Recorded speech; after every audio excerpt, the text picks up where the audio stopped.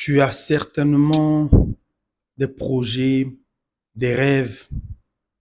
Tu as quelque chose dans ta vie qui fait que tu te couches souvent tard et tu te lèves très tôt. Tu as envie d'impacter ce monde. Tu as envie d'être un modèle, un exemple, non seulement pour la génération actuelle, mais pour les générations à venir. C'est même très bon. Je vais te féliciter pour ça. Et je voudrais te dire de garder ça soigneusement auprès de toi et de ne pas perdre de vue. Mais tu dois aussi savoir quelque chose. Sans discipline, tu ne peux rien réaliser. Oui, de par mon expérience aujourd'hui avec les entrepreneurs que j'accompagne, les mentors que j'ai ça et là, à qui je parle régulièrement, j'ai compris qu'il y a quelque chose qui a contribué grandement à leur succès. Ce n'était pas forcément leur niveau d'études.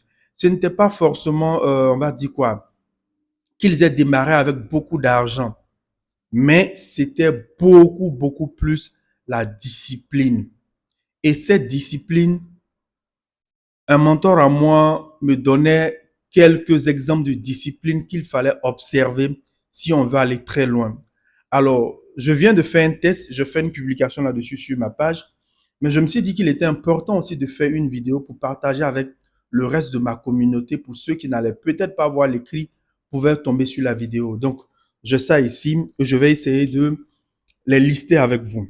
Et il me disait ceci, la première discipline qu'il faut avoir, c'est d'abord la discipline financière. Il dit, il faut apprendre à gérer les ressources.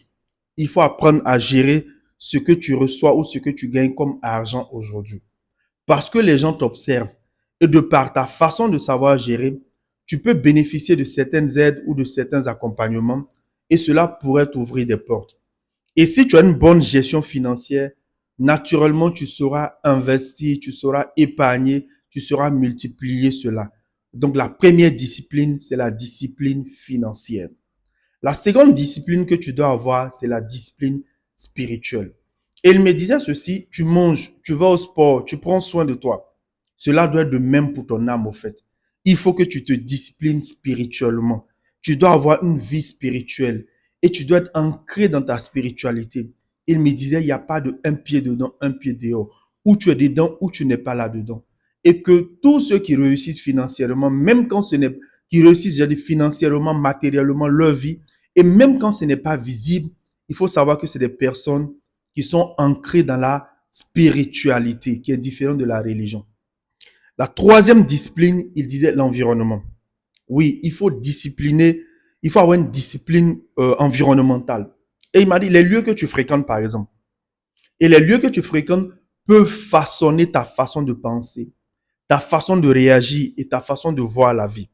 Et il a dit quelque chose qui est très important. Il me disait ceci, entoure-toi de personnes qui sont capables de porter la même vision que toi. Des personnes qui t'inspirent qui t'inspirent à grandir, qui t'inspirent à aller loin. Donc, il faut revoir l'environnement. Et la dernière discipline qu'il a partagée avec moi, il dit, il faut aussi discipliner sa vie sexuelle. Et il avait cité pas mal d'exemples. Je ne vais pas en citer ici, mais il disait ceci, que ton corps est un temple. Et il faut savoir que ton énergie sexuelle, elle est puissante. Et si elle est mal canalisée, si elle est mal gérée, elle peut te détourner de ta destinée, au fait.